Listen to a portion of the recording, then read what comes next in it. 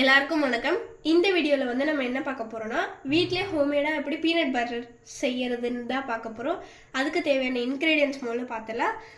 வேர்க்கடலை கொஞ்சம் எடுத்து வச்சுருக்கோம், சர்க்கரை, சமையல் எண்ணெய், அதுக்கப்புறம் உப்பு.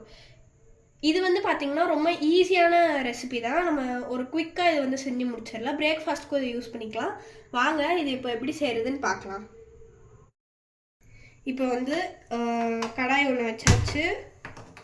நம்ம வந்து இந்த வேர்க்கடலையை வந்து இதில் போட்டு நல்லா வந்து ப்ரௌனிஷாக வர வரைக்கும் ஃப்ரை பண்ணி எடுத்துக்கலாம்.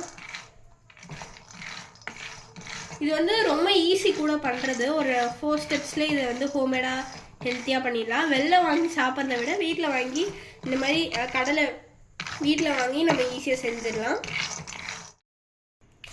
இப்போ வந்து பார்த்திங்கன்னா வேர்க்கடலை நல்லா வந்து ஆறிடுச்சு. இது வந்து இப்போ வந்து நம்ம தோல் பீல் பண்ணி எடுத்துடலாம். இப்போ வந்து நம்ம தோல் பீல் பண்ணி எடுத்துட்டோம் கிரவுண்ட். அதை வந்து நம்ம வந்து ஒரு மிக்சியில் ஆட் பண்ணிக்கலாம். உங்களுக்கு எவ்வளோ தேவையோ அவ்வளோ ஆட் பண்ணிக்கோங்க. அதுக்கப்புறம் கொஞ்சமாக சால்ட் ஆட் பண்ணிக்கலாம். சால்ட் ஆட் பண்ணிவிட்டு பல்ஸ் மோடில் வச்சுட்டு நம்ம வந்து இதை பவுடர் மாதிரி மிக்ஸ் பண்ணி எடுத்துக்கலாம்.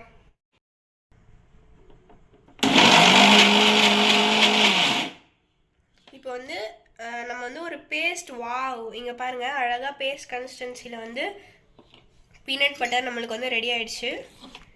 இப்போ பாருங்கள், ரொம்ப ஈஸியாக வந்து அது ஸ்மூத்தாக வருது. இப்படி நீங்கள் எடுக்கும் போது ஈஸியாக வரணும், அந்த மாதிரி வச்சுக்கோங்க. அந்த மாதிரி அரைச்சி வச்சுக்கோங்க.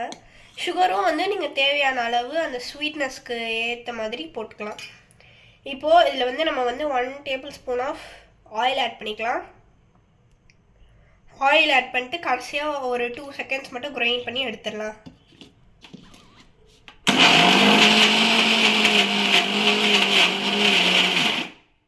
ஓகே, இப்போ ஆயில் போட்டு கிரைண்ட் பண்ணியாச்சு. நம்மளோட ஃப்ரெஷ்ஷான வீட்டிலே ஹோம்மேடான ஹெல்த்தியான பீனட் பட்டர் ரெடி.